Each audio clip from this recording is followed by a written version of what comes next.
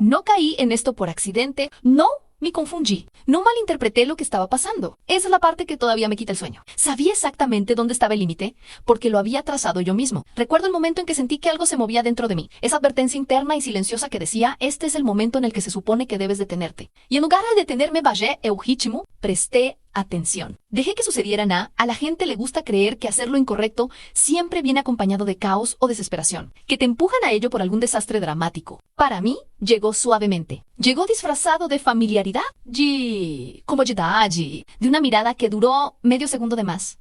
Y luego volvió a suceder. No entré en pánico. No me aparté, no confesé, no ni bloqueé a nadie. Simplemente seguí adelante, plenamente consciente de lo que significaba Anne.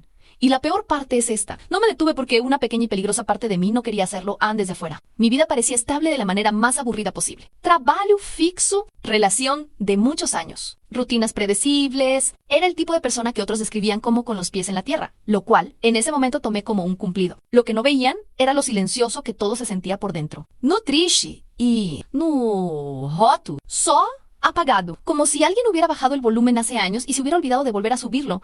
Mi relación no era mala. Eso es importante. Si hubiera sido terrible, esta historia sería más fácil de explicar. No discutíamos mucho, pagábamos las cuentas a tiempo, sabíamos cómo tomaba el café el otro, pero en algún punto dejamos de sorprendernos. Las conversaciones se volvieron logística, el contacto se volvió funcional. Nos queríamos, pero el amor se había convertido en un hábito más que en un sentimiento. Amé. Dije que eso era normal, que la pasión se desvanece, que la estabilidad es lo que eligen los adultos. Repetí esas ideas tantas veces que empezaron a sentirse como hechos. Aún así, había momentos, generalmente tarde por la noche, en los que me quedaba mirando el techo, preguntándome si esto era todo. Si este zumbido bajo y constante era todo lo que la vida debía sonar hondo. Fue entonces cuando esa persona volvió a entrar en mi vida, no como un desconocido. Eso habría sido más sencillo. Era alguien que ya conocía, alguien en quien confiaba, alguien que ocupaba una categoría claramente. Etiquetada en mi mente tan seguro, un prohibido, un familiar, nos conocíamos desde hacía años, lo suficiente como para que hubiera historia, pero no tensión. O eso creía yo al principio. Nada cambió. Las mismas bromas, las mismas conversaciones casuales, el mismo ritmo fácil, pero poco a poco algo se desplazó. No en lo que decíamos, sino en cómo se sentía. Había una calidez que permanecía después de cada interacción. Una conciencia extraña. Empecé a notar detalles que antes nunca había notado. La forma en que su voz bajaba cuando hablaba en serio. La manera en que me miraba cuando creía que yo no estaba prestando atención a mí. Dije que lo estaba imaginando. Quería creerlo. Pero en el fondo, ya sabía la verdad. Algo se estaba despertando en mí. Y me aterrorizaba lo vivo que se sentía en el deseo. No siempre se anuncia. A veces se desliza en silencio, fingiendo ser curiosidad. Así empezó para mí. No fantasié, no planeé, solo noté cosas. Y notar se convirtió en un hábito nuestras.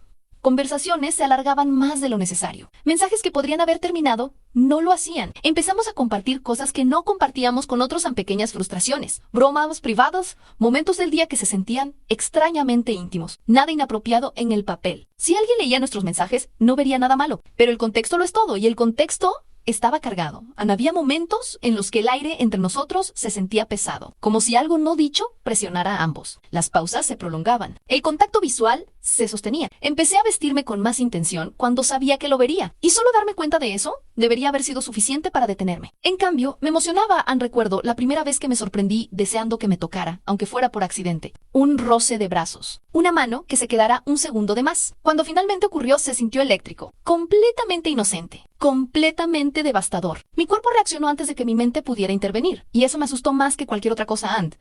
Después de eso, todo se sintió intensificado. La música sonaba diferente. La pantalla de mi teléfono al encenderse hacía que mi corazón se acelerara. Repetía conversaciones en mi cabeza, analizando el tono y el momento. Sabía que este era el punto en el que la gente responsable se alejaba. Ponía límites. Creaba distancia. Incluso me dije que lo harían, pero cada vez que imaginaba terminar con esto, sentía una punzada aguda de pérdida, como si ya estuviera de duelo por algo que ni siquiera había pasado aún. Fue entonces cuando me di cuenta de la verdad que no quería admitir en esto. No se trataba de esa persona, se trataba de mí, de cómo me sentía visto, deseado en vivo. Y una vez que admití eso, detenerme se sintió imposible. El punto de no retorno no fue dramático. No hubo beso, no hubo confesión, solo un momento de honestidad que cayó como un fósforo cerca de gasolina. Estábamos a solas, hablando de algo sin importancia, cuando la conversación se deslizó hacia el silencio. No un silencio incómodo, uno que se sentía intencional. Sentía mi corazón latir con fuerza, y de algún modo sabía que la otra persona también podía sentirlo. Me miró y dijo algo simple, algo cuidadoso. Dijo, Probablemente deberíamos hablar de qué es esto, Anne.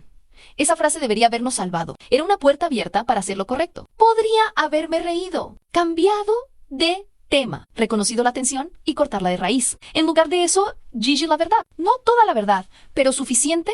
Dije que estaba sintiendo cosas que no esperaba. Dije que no sabía cuándo habían empezado. Dije que me asustaban. No dije que las quería. No fez falta. La expresión en su rostro me lo dijo todo al alivio, miedo, and deseo, todo enredado.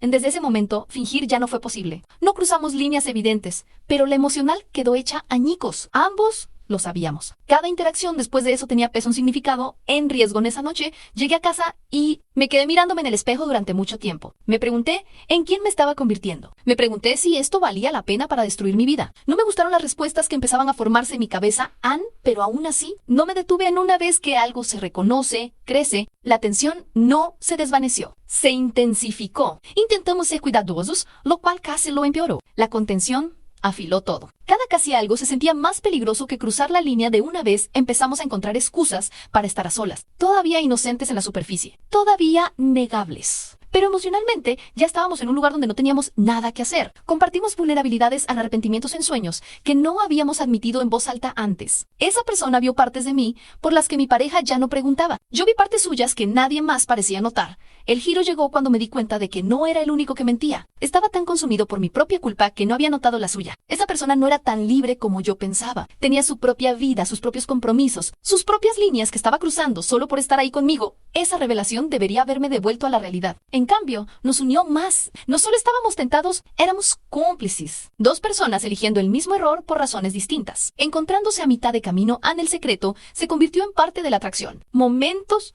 robados. Voces bellas. Bromas internas que no podían existir en ningún otro lugar. Me odié por cuanto me gustaba esa parte. Por lo rápido que el peligro se volvió adictivo, Anne cada día se sentía como caminar sobre un cable, a un paso en falso del desastre. Y aún así, cada mañana me despertaba preguntándome cuándo volvería a verlo.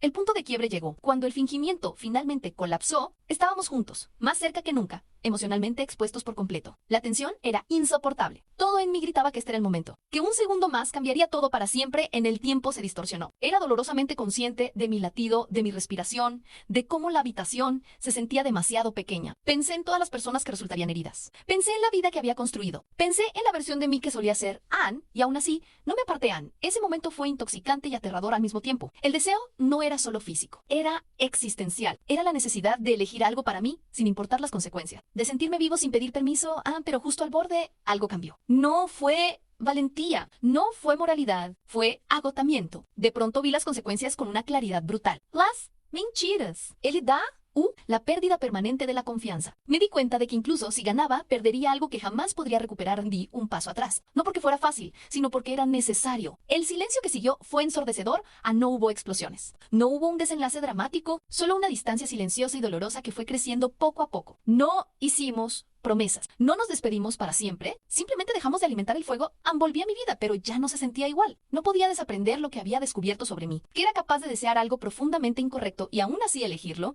hasta el último segundo. Eso me asustó más que el deseo en sí.